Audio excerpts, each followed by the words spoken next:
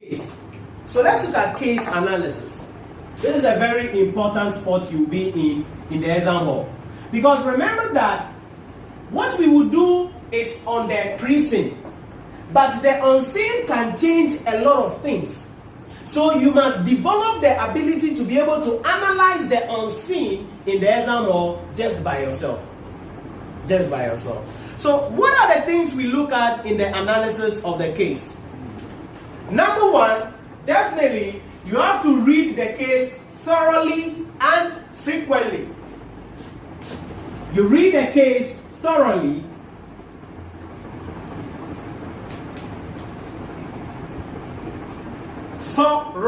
so you pay attention to details, you underline things that you have to underline, make sure you pay attention closely, thoroughly. 2, have the ability to be able to familiarize yourself with the firm and the industry. That is very important. From the unseen, you will understand the industry. So if it is banking, right now, what is happening in the banking sector? That is what we mean by familiarizing. If it is telecommunication, what is happening in telecommunication? If it is finance, mobile money, what is happening in the mobile money space? Familiarize yourself. So you must understand and familiarize yourself of the industry as well as the firm under consideration. 3, analyze the context within which the case is set. Analyze the context within which the case is set.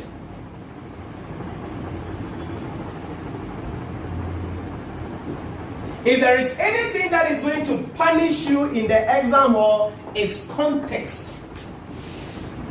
What is the context within which? Very important. So, what is the context within which the case is set?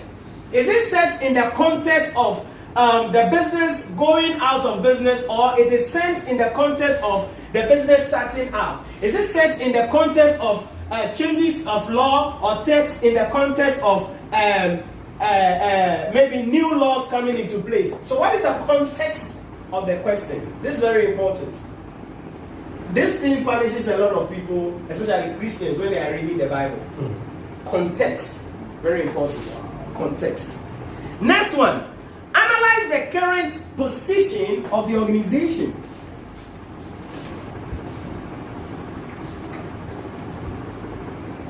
Analyze the current position of the organization.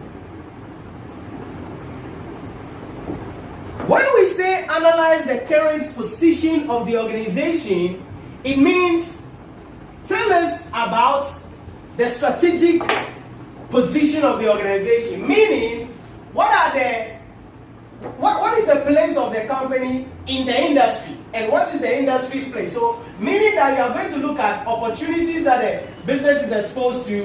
You are going to look at what? The threats that the business is exposed to, as well as find out about, so Pistol is going to come to town here. Pistol is going to come to town. When you are looking at the position of the company, where is the company? In the industry and in their own right, where are they? 4, identify and analyze, most importantly, the issue facing the organization. Ahano. Identify and analyze the issue facing the organization.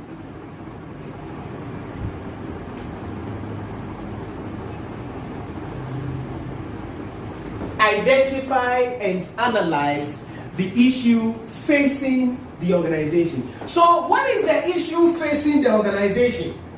Are they having liquidity problems? Are they having maybe production problem? Are they having reputational problems? Are they having maybe some legal cases facing them for non-compliance? What is the real issue facing the company? Are they concerned about product launch or product development? What is really the headache of the company? So the issue of the company has to do with the ethic strategic of the company. What is their problem right now? You must identify it and what? Analyze it. Next one, my favorite area, perform a SWOT analysis. Perform a SWOT analysis for the firm. Perform a SWOT analysis. What does that mean? If we are doing SWOT analysis, it means you are determining the strategic capacity of the company. So the SWOT analysis will inform you about the strategic capacity of the company. What can the company do? What can they do? What are they limited with? What aren't they limited with? So what are the strengths? What are the weaknesses? What are the opportunities? Please note that the way you perform SWOT analysis is that almost each paragraph of the question, there may be something there which may be a strength, which may be a weakness, which may be an opportunity or what? A threat. So you take note of that. You take note of that. Remember, you will do SWOT analysis in 2 stages. 1, you will do SWOT analysis in the pre-scene.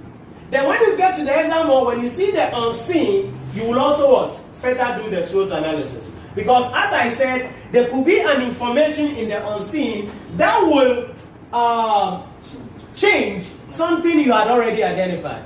Good. Seeing the on-scene, would the on-scene become like an appendix, or maybe you go and then there's the fixings and paragraphs in the on-scene? The on-scene will be additional information that will come. So it could be financial, it could be appendix, or it could be further information about the company. So they will indicate as the on-scene. Yeah, you will indicate. You will indicate as the on-scene. So that is what we do. You perform SWOT analysis to identify the strategic capacity. And as I said, you will do SWOT analysis in the scene. Have some strength. Oh, what these are the opportunities? Now, this is what is going to happen. In the scene information, you may realize that the company is a starting company, and you realize that 2 major competitors have now merged. And so they have become a strong force in the scene. But in the unseen, you realize that the company we are analyzing, they are also arranging to be merged with another company. Now, so what you see no kwa, you will say that thing is what? A threat. Because if your competitors merge, it's a threat. Nemo, when you go to the unseen, where we are also in negotiation to merge with another company, then that is no more a threat as it would have been if it was that was the only information. I hope you are getting the treatment. So you should be able to move from the seen to the unseen.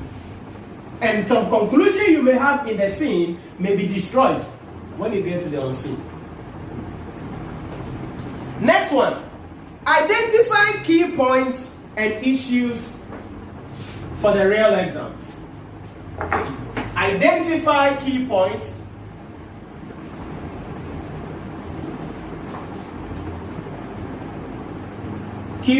and issues for the real exams. Identify key points and issues for the real exam. What does that mean?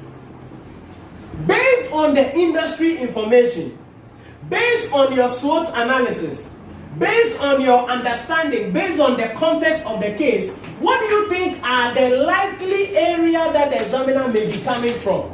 And what do you think the task may be? So this is about finding out what the task about the question is likely going to be. That's what we mean by that. That's what we mean by that. Then, the examiner also recommends that you can undertake further research and do some additional analysis. Further research and perform some analysis. When we say further research, remember I told you, you must understand the industry. In the telecommunication industry, but you don't have an understanding of the telecommunication industry. So what do? Once you've seen the pre-scene, in that 2 weeks, you do some few research in one night about understanding what is happening in the telecommunication industry in Ghana right now. Because this will give you a further understanding on the tasks that you may be required to do in the exam hall.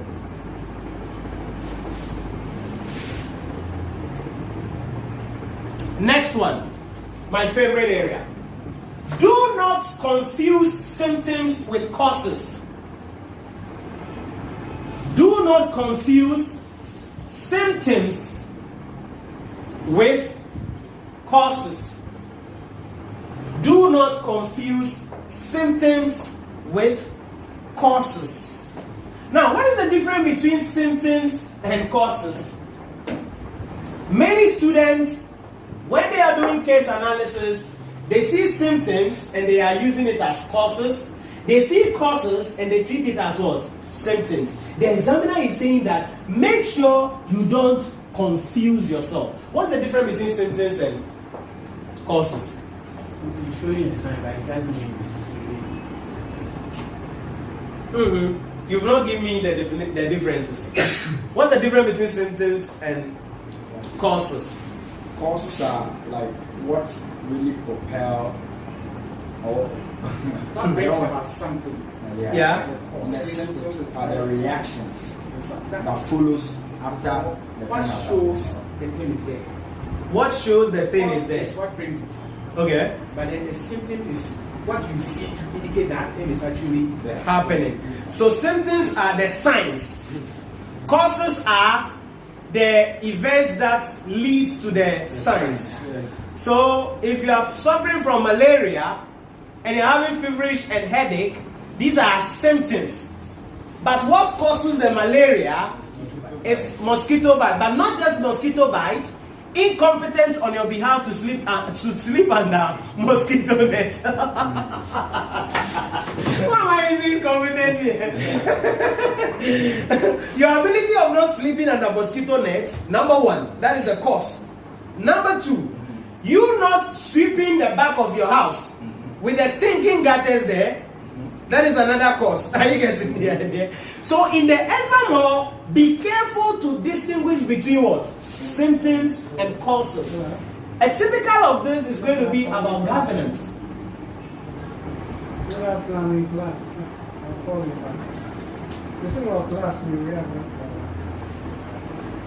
Remember when we were dealing with governance, we spoke about symptoms of poor governance. Do you remember that? What are some of the symptoms we mentioned? Of what? Of poor governance? Dominance. Of a single person? Single person. Okay. Lack of supervision. Lack of supervision. For internal controls. Poor internal controls. These are symptoms. What you see. Okay. Now, what are the things that causes these things? So one, dominance of a single individual. What could cause that? Having the majority. Having the majority share. So if that single individual has a majority share, so having a majority share is the cause of what? The he being dominating, which is now showing that there is poor governance in place. Are you following the idea? Inefficient internal controls. What causes that? The lack of professionals. Lack of or unavailability of what? Professionals in the organization. What else could also cause that? Lack of audit committee. Non-existence of audit committee could also cause that. Come on. Lack of supervision. Good supervision by Institutional bodies. Okay, so if institutions, regulatory bodies are not supervising the entity, it could cause the entity to misbehave. That is why they will not have what? Good internal controls in place. So this is what you have to understand. Ideas were very critical for me. Symptoms and causes. Make sure you don't get it twisted. So that is the thing.